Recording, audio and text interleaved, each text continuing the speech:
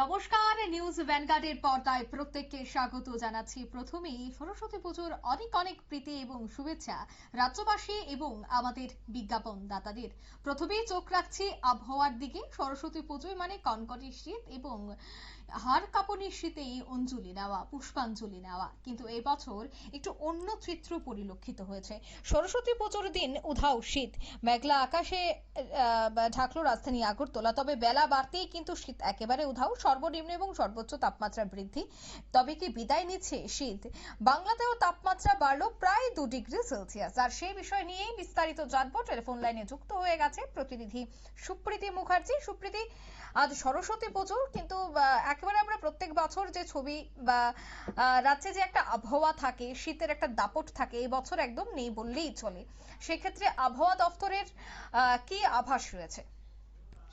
একেবারে দেখো, শুরুতেই তোমাকে এবং দর্শকদের সরস্বতী পুজোর শুভেচ্ছা জানাবো। তবে যেটা তুমি বলছিলে যে সরস্বতী পুজো মানেই একটা শীত থাকে, কনকনে ঠান্ডার মধ্য দিয়ে অঞ্জলি দেওয়ার যে একটা রেওয়াজ রয়েছে গোটা দেশেই, সেই ছবি কিন্তু হয়। তবে এবারের যে চিত্রটা সেটা কিন্তু একটু আলাদা। এবারের আবহাওয়া দপ্তরের যে পূর্বাভাস, তাতে করে কিন্তু বৃষ্টির একটি পূর্বাভাস থাকার ফলেই তোমার আবহাওয়ার একটা বিরাট বড় পরিবর্তন দেখো সেই জায়গাতে দাঁড়িয়ে সরস্বতী পুজো, সেখানে তাপমাত্রা তোমার একেবারেই বলতে পারি স্বাভাবিকের থেকে 6 ডিগ্রি পর্যন্ত বেশি। মানে তুমি বুঝতেই পারছো যে এবারের পুজো বা এবারের মতন শীত যে একেবারেই তোমার বিদায় নিয়ে নিল।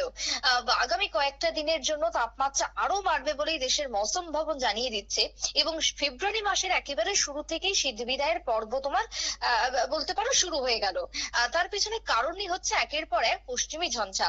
এই যে একের পর এক পশ্চিমী ঝঞ্ঝার প্রবেশ হচ্ছে, যার ফলে ফেব্রুয়ারির প্রথম দিকে জোড়া পশ্চিমী ঝঞ্ঝা থাকার সম্ভাবনা রয়েছে। এর ফলে আগামী কয়েকটা দিনের জন্য তাপমাত্রা অনেকটাই ঊর্ধ্বমুখী থাকবে। এদিকে বলা হচ্ছে যে পশ্চিমী ঝঞ্ঝা যেটা দেখা যাচ্ছে, তার জেরে তোমার উত্তরে হাওয়া সেটা সম্পূর্ণই বাধাপ্রাপ্ত হয়ে একেবারে ব্যাকফুটে। অন্যদিকে তোমার পূবালি হাওয়ার দাপট বাড়ছে। পূবালি হাওয়ার সঙ্গে বঙ্গোপসাগর থেকে ঢুকছে প্রচুর পরিমাণে জলীয় বাষ্প। এই যে জলীয় বাতাস ঢোকার ফলে তোমার এই গরমটা তৈরি হয়েছে। এবং বেলা বাড়লেই ঘাম, এবং তার সাথে একটা ফ্যান চালানোর, এসি চালানোর ছবি কিন্তু ধরা পড়ছে ইতিমধ্যেই। পশ্চিমী ঝঞ্ঝা, জলীয় বাষ্পের কারণে কুয়াশার প্রভাব তোমার অনেকটা কমে গেছে। ঘন কুয়াশায় আবার কোনো কোনো জায়গায় দেখা যাচ্ছে যে দৃশ্যমানতা নামছে। যদিও সেই ঘন কুয়াশার দাপট কিন্তু এই রাজ্যের ক্ষেত্রে আর সেভাবে নেই। ঘন কুয়াশার দাপট এখন রয়েছে তোমার পশ্চিমবঙ্গের, উত্তরবঙ্গের ক্ষেত্রে, এবং তার সাথে তোমার দিল্লির কিছু কিছু অঞ্চলেও কিন্তু বা উত্তর ভারতের কিছু কিছু অঞ্চলে ভারী কুয়াশা রয়েছে। সেখানে তোমার 50 মিটারের নিচে নেমে গেছে স্বচ্ছমানতা। এই যে তোমার যে পরিবর্তনগুলো হচ্ছে, তাতে তুমি বুঝতেই পারছো যে সরস্বতী পুজোয় আজ এবং আগামীকাল 2 দিন ধরেই এবারে পুজো হবে পঞ্জিকা মতে। তাই এই দুদিনে কোনো রকমের শীত থাকছে না। শীতের আমেজ না থাকলেও একটা যে আবহাওয়া রয়েছে, সেই আবহাওয়া কিন্তু যথেষ্ট মনোরম। এবং এই আবহাওয়ায় কিন্তু একেবারে ইচ্ছে মতন খুশি অনুযায়ী যে যার মতন যে সাজবে, সাজগোজ করবে, শাড়ি পাঞ্জাবিতে আর যে কোনো সমস্যা তৈরি করবে না, সোয়েটার যে আর এই শীতের মধ্যে বাধা হয়ে দাঁড়াবে না, সেটা কিন্তু একেবারেই হলফ করে বলা যায়। তবে হ্যাঁ, এটাও ঠিক যে যে চিরাচরিত যেটা আমরা দেখে থাকি ভারতবর্ষের ঋতু বা আবহাওয়ার যে পরিবর্তন, সেটার ক্ষেত্রে কোথাও গিয়ে একটা বিরাট বড় প্রভাব পড়ছে। এই যে ঋতু পরিবর্তন বা এই যে তোমার 6টা ঋতু, সেটা কিন্তু এখন তার ভারসাম্য সেভাবে দেখা যাচ্ছে না। যার ফলে তোমার এই যে বৈচিত্র্য, সেই বৈচিত্র্যটা গিয়ে কোথাও একটা বাধাপ্রাপ্ত হচ্ছে। তবে এর পেছনে অনেকগুলো কারণ আবহাওয়াবিদরা বলছেন। এর পেছনে তোমার অত্যধিক পরিমাণে গরমের পেছনে গাছ কাটাকে দায়ী করা হচ্ছে। অত্যধিক পরিমাণে গরমের পেছনে তোমার নানান রকম যে প্রযুক্তি এগিয়ে গেছে, তার ফলে তোমার গরমটা বাড়ছে। অনেক বড় বড় তোমার শহর তৈরি করা হচ্ছে। এই এই যে ছোট ছোট কারণগুলো রয়েছে, বা ধরো জলস্তরকে কেন্দ্র করেও অনেকে বলছেন যে জলস্তর কমে যাচ্ছে। বিভিন্ন কারণ কিন্তু তারা দেখাচ্ছেন। মূলত যদি বলতে চাই যে এই যে এল নিনোর একটা প্রভাব, সেই প্রভাবেই কিন্তু গরম পড়তে শুরু করে দিচ্ছে এবং শীতের সংখ্যাটা কমছে, শীতের দিনটা কমছে, বসন্ত কমছে, হেমন্ত কমছে। প্রত্যেকটা ঋতুর যে বৈচিত্র্য রয়েছে, সেই বৈচিত্র্য ধরা পড়ছে না। আর এই যে হট করে ওয়েদার চেঞ্জ হচ্ছে, তার কারণে কিন্তু ঘরে ঘরে জ্বর, সর্দি, কাশি বা ভাইরাসের অ্যাটাক কিন্তু হচ্ছে। দেখো, আমাদের জন্য যেটা সমস্যা তৈরি হয় একটা হিউম্যান বডির জন্য, ভাইরাসের ক্ষেত্রেও কিন্তু ঠিক একই রকম ভাবে হয়। তাই ভাইরাসরাও কিন্তু এই মুহূর্তে দাঁড়িয়ে তোমার মানুষের দেহে নানান রকমের রোগ সংক্রামক ঘটাতে পারছে। এবং যার জেরেই তোমার আমরা গত কয়েকদিন ধরে দেখাচ্ছি বিভিন্ন রকমের ভাইরাসের প্রভাব বাড়ছে, ভাইরাসের জন্য মৃত্যু পর্যন্ত বাড়ছে। যার মধ্যে তোমার এই যে গিগানপাড়ি ভাইরাস, যে গিগানপাড়ি ভাইরাস এই মুহূর্তে দেশে অন্যতম চিন্তার কারণ। এই সবকিছুর পেছনে কিন্তু কোথাও গিয়ে একটা আবহাওয়া বা ঋতু পরিবর্তন কাজ করছে। তাই এই যে সরস্বতী পুজোতেই শীত একেবারে উধাও, শীতের ছিটে ফোঁটা পর্যন্ত নেই, তাতে করে কিন্তু একটা অংশের মানুষের কাছে যথেষ্ট মন খারাপ এনেছে। তবে আর কোনো অবকাশ নেই। আগামী দিনে আর শীত এবারের মতন পড়ছে না। শীত বিদায়ের পর্ব শুরু হয়ে গেল।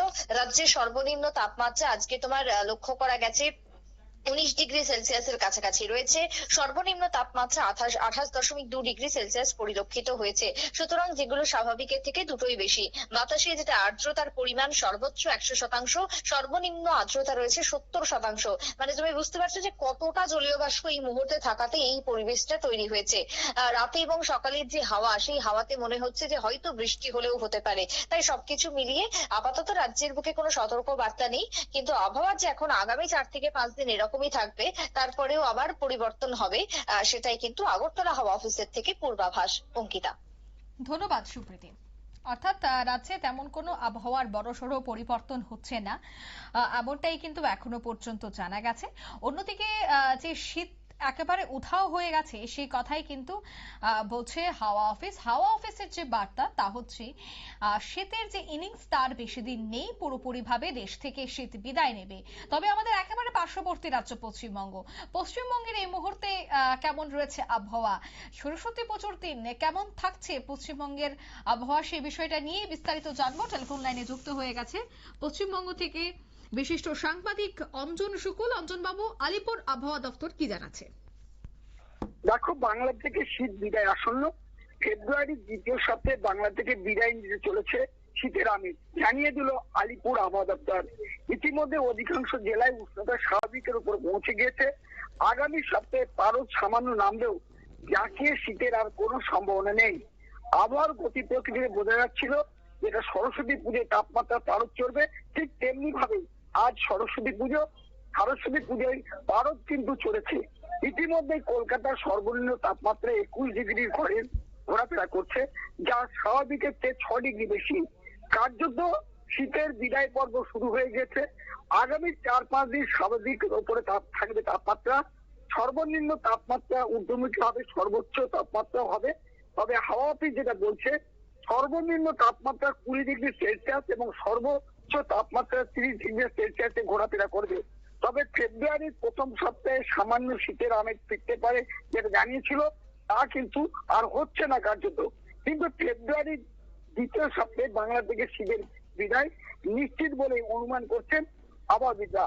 হাওয়া অফিস জানিয়েছে অসম এবং হরিয়ানাতেও রয়েছে জোড়া ঘূর্ণাবর্ত। ফেব্রুয়ারি মাসের দ্বিতীয় সপ্তাহে পশ্চিমী ঝঞ্ঝার দাপট দেখা দেবে এবং 4 এবং 5 ফেব্রুয়ারি পশ্চিম ঝঞ্ঝা ঢুকবে উত্তর পশ্চিম ভারতে। এর মাঝেই দাপট ঘন কুয়াশারও থাকবে। উত্তর ও দক্ষিণবঙ্গের মোট 12 জেলায় ঘন কুয়াশার সতর্কতা জারি করা হচ্ছে। দৃশ্যমানতা 50 মিটারের মধ্যে ঘোরাফেরা করবে। অন্যদিকে উত্তরবঙ্গ, দার্জিলিং সহ 6 জেলাতে কুয়াশার দাপট অব্যাহত রয়েছে। কুয়াশার সম্ভাবনা বেশি থাকবে দার্জিলিং এবং উত্তরবঙ্গ সহ 6 জেলায়। স্বাভাবিকভাবে সকাল থেকে দার্জিলিং, জলপাইগুড়ি, কোচবিহার এবং উত্তর ও দক্ষিণ দিনাজপুর এবং মালদা জেলাতে ঘন কুয়াশা দেখা গিয়েছে। তবে শীতের সকাল, অর্থাৎ আজ সরস্বতী পুজোর সকালবেলায় একদম শীত উধাও।